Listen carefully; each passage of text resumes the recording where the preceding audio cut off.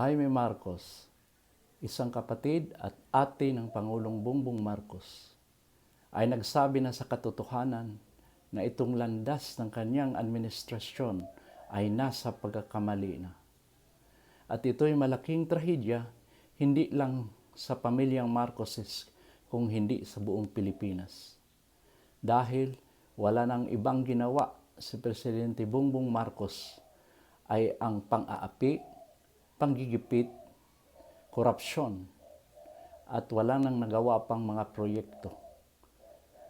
Pagresolba ng kriminalidad, droga, at kahirapan ng bansa.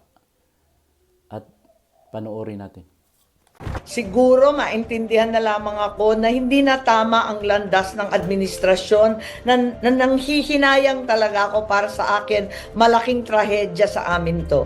Kaya't sana pinagdadasal ko lagi ang aking kapatid na mabalik sa tamang landas dahil hindi na tama itong mga pangyayari, itong politika na mapang-api, mangpahigante, hindi na siya ayos. Tutukan natin ang problema ng mamamayan. Balikan natin ang ating tungkulin.